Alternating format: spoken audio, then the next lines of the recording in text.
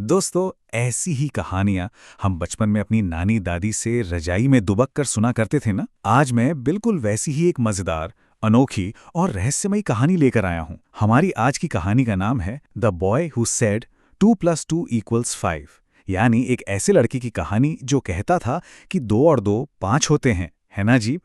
तो चलिए अपने बचपन की यादों को ताज़ा करते हुए इस दिलचस्प सफ़र की शुरुआत करते हैं। जरा सोचिए, क्या सच में कोई इतना बुद्धू हो सकता है कि पूरे आत्मविश्वास से कहे 2 और 2 5 होते हैं? इमेजिन करिए, क्लास में एक नया बच्चा आया है। सबकी नजरें उस पे हैं और पहले ही दिन जब टीचर ने एक बहुत ही आसान सा सवाल पूछा तो क्लास में एकदम सन्नाटा छा गया। फिर कोई पीछे से हंसा, कोई कानाफूसी करने लगा।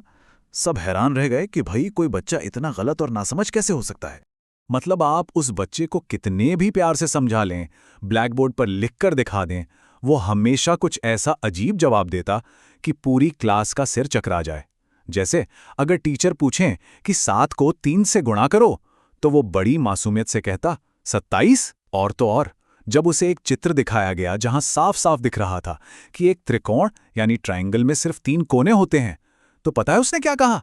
वो पूरी हिम्मत से बोला, नहीं, इसमें तो 30 कोने हैं। रोज रोज की इन बेवकूफियों ने पूरी क्लास को बिल्कुल चकित कर दिया था। लेकिन असली मजा तो अब शुरू हुआ। इस नए बच्चे के आने से पहले ना, गणित की क्लास सबसे उबाऊ हुआ करती थी। बच्चे बस घड़ियां देखते रहते थे। पर नए मैथ टीचर ने एक कमाल का तरीका निकाला। उन्होंने पूरी क्लास से कहा कि वो खुद इस नए बच्चे की गलतियों को सुधारें। बस फिर क्या था, सारे बच्चे उसकी गलती पकड़ने और सही जवाब सिखाने में जुट गए। गिनती सिखाने के लिए किसी ने जेब से टॉफियां निकाल लीं, कोई ताश के पत्तों से जोड़ घटाना सिखाने लगा, टिफिन के संतरों की फांके गिनी जाने लगी, यहां तक कि कागज के हवाई जहाज उड़ा उड़ा कर दूरी और नंबर समझाए जाने लगे। वो बोरिंग सी क्लास अब एक शानदार खेल का मैदान बन चुकी थी। अब एक तरफ जहां पूरी क्लास मजे ले रही थी, वहीं छोटे लुइस के मन में कुछ और ही चल रहा था। लुइस अपने डेस्क पर बैठा सोच रहा था कि यार, जब सब उस पर हंसते हैं तो इस बच्चे को अंदर से कितना बुरा लगता होगा ना। शायद छुट्टी के बाद ही अकेले में खूब रोता होगा। लुइस से रहा नहीं गया, तो जैसे ही स्कूल की घंटी बजी, उसने एक बहुत बड़ा फैसला किया। वो अपना बस्ता उठाकर चुपके से उस नए बच्चे के पीछे पीछे जाने लगा, सिर्फ ये देखने के लिए कि आखिर वो इतना उदास क्यों रहता है। तो अब आपको क्या लगता है, आगे क्या होगा? क्या वो नया बच्चा सच में किसी पेड़ के नीचे बैठकर रो रहा होगा, या फिर इस कहानी में कोई ऐसा बड़ा ट्विस्ट है जिसके बारे में किसी ने सपने में भी नहीं सोचा होगा? वैसे अगर आपको बचपन की ऐसी मजेदार कहानियां पसंद आ रही हैं, तो हमारी इस कहानी को लाइक जरूर कर दें, क्योंकि दिल थाम लीजिए, असली सस्पेंस तो बस अब खुलने ही वाला है। ल्यूइस बिल्कुल दबे पांव पेड़ों और दीवारों के पीछे छुपता हुआ उसके पीछे चलता रहा।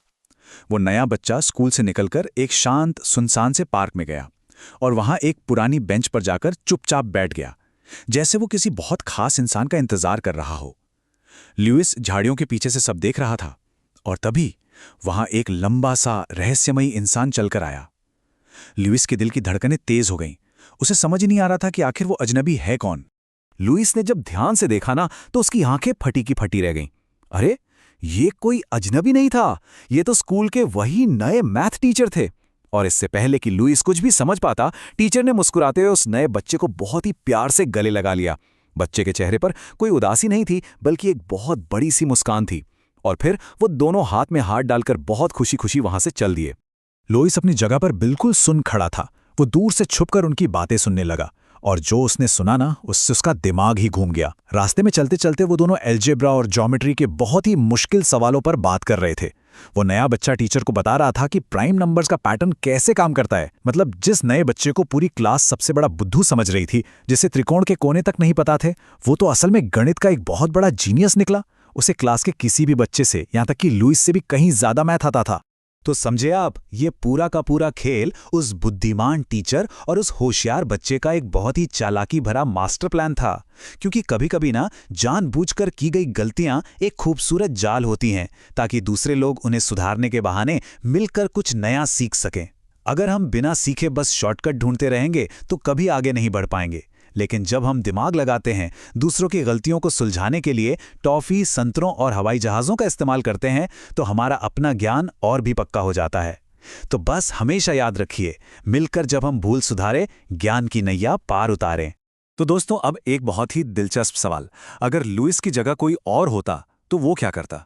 क्या वो भी छुपकर सच का पता लगाता? और आपको किसका तरीका सही लगा, टीचर का या लुइस का? जो भी पेरेंट्स इसे सुन रहे हैं, मेरी आपसे खास गुजारिश है कि अपने बच्चों के साथ इस कहानी की खूबसूरत सीख पर चर्चा जरूर करें।